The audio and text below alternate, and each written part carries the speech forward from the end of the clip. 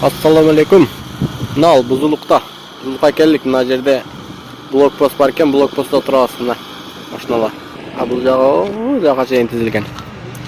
Короче, bir 30 машина бар да. Бул жерде турат, азыр чечилет деп жатат. Пока толук чечиле элек да.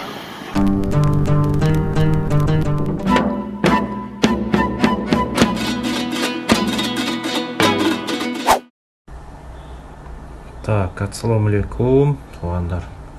Бүгүнкү 23.06.20 жыл. Бүгүнкү болгон сүйлөшүүлөрдү чыгарып коелу. Могу жерде Москва 2 деген группа бар эле, ошого азыр сообщение келиптир. Иржан деген баладан телефон бар экен. Ассаламу алейкум. Россиядагы мекендештер, автобус сапар алат Кыргызстанга, кетчилер болсо ушул номерге кайрылыңыздар деп коюптур. Номери бар экен, азыр чалып көрөбүз. Жана кыргызстандыктарды алдап чогултуп алып границага таштагандарбы же алар эмеспи, азыр көрөбүз, сүйлөшүп көрөбүз.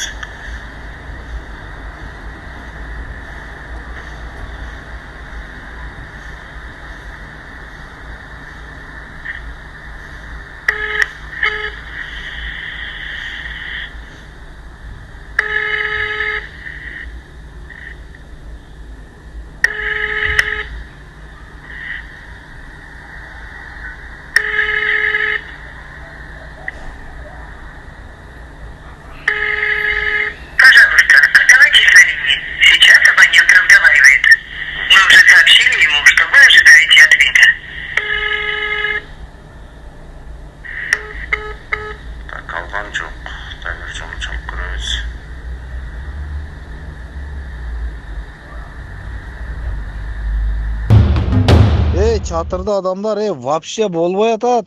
Çatırda тыгылып уже чычарга сиерге месте калган жок. 500 адам. Силер жете албай жатабыз десең, онан көрө обратно барып ишти кыла бербейсиңерби? Регистрацияны продление кылып койдук 3 айга. Не эле келип атасыңар билбейбиз. Мына жакта биз турабыз, факт айтып атабыз элге. Силер эле келип атасыңар. Салам алейкум.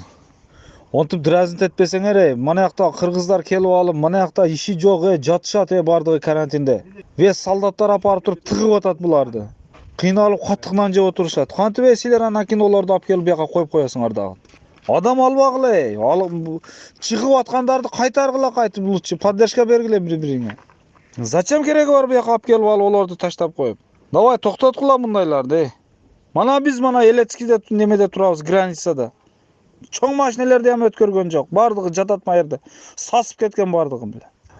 Биз келип алып, ушуну көрүп алып, элди айтып атабыз да, келгендерди кайтарып атабыз. Ачык эле да биз. Болгондой айтып атабыз. Келиштин кереги жок, кайтыш керек наоборот. Же кайтайын десең кайтарбаса, кирейин десең, өтөйүн десең өткөрбөсө. Ошого айтып атабыз, анаяктан чыгып аткандарды кайтаргыла, бири-бириңе кыргыздар поддержка бергиле деп. Биз да ошо элдин сөзүнө ишенip яка келгенбиз. Ошол элдин сөзүгө ишенип келгенбиз бардыгыбыз. Мына бардыгы ушул жерде. Энд кайта айтыштын кереги жок да, наоборот кайтарыш керек. Урматтуу биздин мекендештер, активисттер, колунда бар бай манаптар жана элге жардам берем деп жүргөн, Алла Тааладан соо издеп жүргөн адамдарга биздин кайрылуубуз болсун. Биз азыр Солецкий, Самара менен Оренбургдун чек арасында жаткан, 1 айдан бери жаткан кыргыздардын атынан сиздерге кайрылуу жасап жатабыз. Биз бул жерде 73 адам жатабыз. Бу жерде азыр 1 айдан бери биз продуктубуз жок, сатып алып жеп, водительдерден жардам сурап акчабызды коротуп бүткөнүнө байланыштуу азыр Солецкий бизди ошого которобуз деп жатат. Автобустарда кыйла чоң суммада акча сурап жатат бизден. Ошого акчага да, ошо суммага да биздин каражатыбыз жетпегендиктен сиздерге кайрылуу жасап жатабыз. Ушул 73 жаранды четке какпай, өзүңүздөрдүн Алла Тааладан болгон өзүңүздөргө эме кыла турган сөзүңөргө акчаңыздар ушундай бере албай жүргөн эмеңиздер болсо бизге кайрылып, бизге берип, бизге жардам берип коюшуңуздарды суранабыз. Бу жерде 73 адамдын азыр акчасы калган жок. Ал автобустарга берүүчү чоң суммада акчабыз жок биздин. Ошол себептен сиздерге кайрылдык, урматтуу биздин мусулмандар. Сиздер жалпы мусулмандар ушу бизге жардам берип. Урматтуу жамаат, урматтуу чоңдор. Аткан Мадымарович, сизге лично ассаламу алейкум. Аткан Мадымарович, биз сизди кылган Eme işlerinizi gördük, жұмыштарыңызды атқарғанын.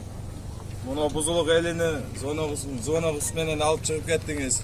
Ошондо айттыңыз, водительдер коя тургула, силер чыкпайсыңар деп. Азыр эми бияка кайрадан чогулдук. Ошо кезде мен Москвага кеттим. Кайра келдим обратно. Москвага барып жумуш тапкан жокмун, башка кылган жокмун. Регистрация жок болсо эчтеке жок экен. Азыр квартирам жок калдык Москвада. İştegeni iş yok, jumuş yok, başka yok. Ayla жогунан кайрадан келип турабыз мына ушунча эл менен. Эми бул жолу машинага жол ачып беришиңизди суранабыз, зеленый коридор. Болгон болсо ачып бергиле, болбогон болсо автобус алып келгиле, ушу элди дагы бир жолу алып кеткиле, уже эч кимде акча жок буякта. Тиленип эле жашап атабыз, антип кордогон болбойт адамды. Колуңуздан келет, сиз алып чыгып кетсиңиз, Адыхан Мадымаров. Анан кийин биз деле билип калдык кимге кандай отношение кыларыбызды, эмне кылыш керегини. 2-3 жылдан кийин буюрса шайлоон башталат.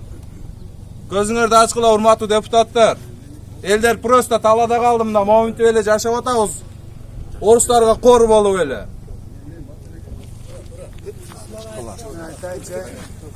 Assalamu alaikum. Hurmatlı cemaat, ушунчалык кыргыз элим, урматтуу президентим, силерге айтарым. Ушунчалык ойлонуп айтарым, Сооронбай Жээнбеков. Мен Калчоронун окуучусу болгонмун, акаңыздын. Мен Кабельский институт окуганмын. Агайым, сизден сураңыз, ушунчалык институт окуп бүтүп, ушунчалык Россиянын ордунда тала жеринде жүрүп, ушунча кор болуп кетебиз деп ойлогон эмесмин. Сиздерден суранычыбыз, мени жылан чакты колумду айла жоктон. Мен бетине малды оорду. Ал жак сынды. Таап бизде жүрүп, мал жерде кичинекей балдарыбыз бар.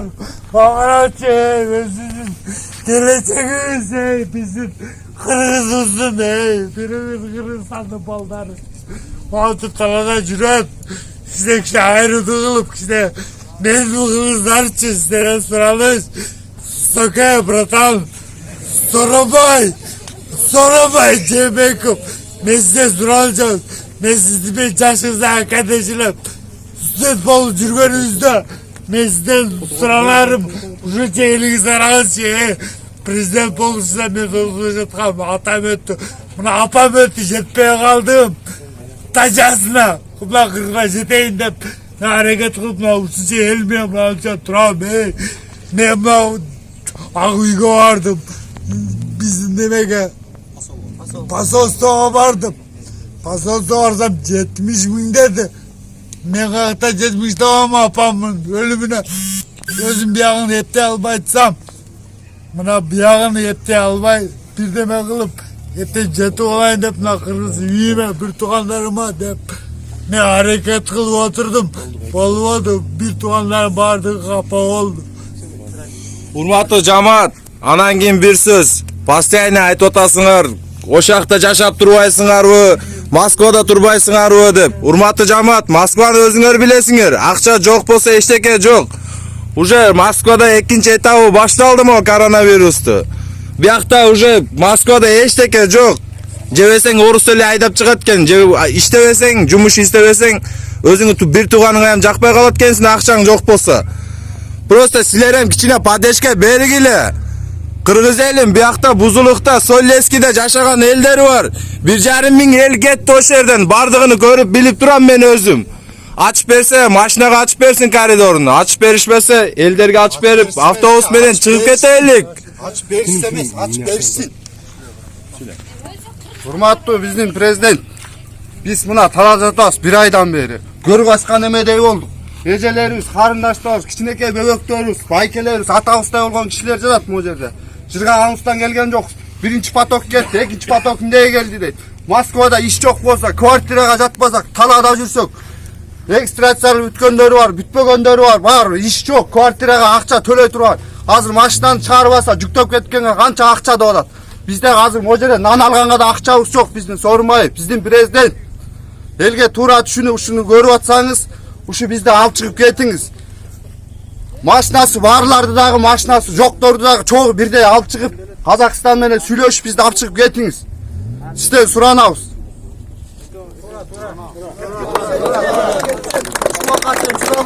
бизде. Ызы чыгылбайлы деп ушул убакка чейин жөн эле ызы чыгылып, карантин болуп атканда жөн эле элди кошо дүрбөтпөйлү деп жакшы эле чыдап болгон жумуштарды колгон келүүсүн келген, колубуздан келген жумуштардын баарын аткарып Москвада жүрдүк. Жакшы эле чыдап. Бирок эми айлабыз жок келдик. Жөн эле ызы чыгылып элдин баарын бияка үгүттөбөйлү деп жакшы эле чыдап жатып бердик. Эми алып чыгып кеткиле же ачылбаса границаңар.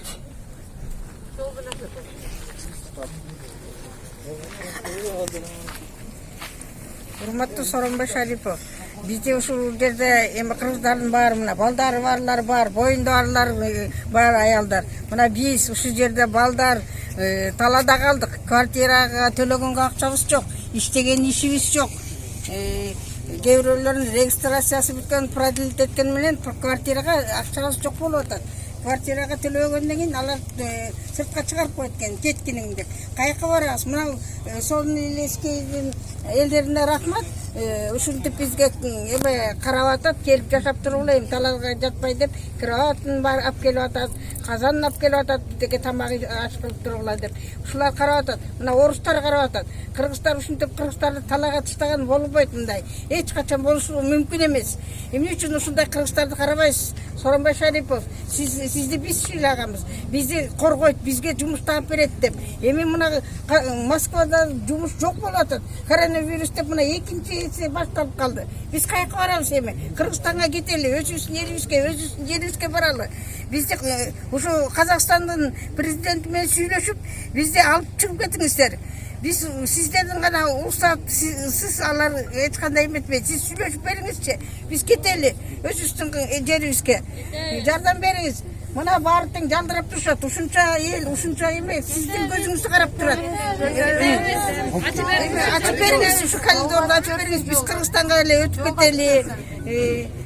Кыргызстанда эле бололу, эмнеси болсо да Кыргызстанда бололу. Мына кырчы балдардын баары ыйлап турушат. Өзүбүздүн элибизге баралы деп. Ушу балдар жалдыратпагыла. Мына эми эртең эле келет шайлоо. Кайда эле жалдырап ушу балдарга келесиңер, шайлап бере койгулачы деп. Мына баары тең шайлайт, ушулардын баары шайлайт. Сиз алып келсеңиз, кийинкиде да шайлап коет керек болсо. Ушул кезде кыйналган учурда жардам берген деп. Ошон үчүн сиз өзүңүз үчүн, эл үчүн деп президент болдуңузбу? Мына баары тең алып кетсеңиз, сиз деле шайлайсыз кайта. Урматтуу депутаттар жана президент, кандай уятыңар жок адамсыңар, айланып кетейин. Ушунча элдин зыянын кандай немесин ойлобойсуздарбы? Кандай жалдыраткандан уялбаган адамдарсыздар. Шайлоодо тим эле бар жокту кыйратып берем дейсиңер го. Кандай уялбайсыздар? Башка мамлекеттин президенттерин көрбөйсүздарбы? Кандай кылып жатат элдерин? Шайлоого келгенде тим эле бар жокту кыйратамын, бар жокту алып саламын дейсиңер. 30 жылдан бери элдер багып келатат силерди. Ойлонгула да кандай уяты жок адамсыңар, айланып кетейин. Алладан корккула, адамдардан коркпосоңор. Эң туура.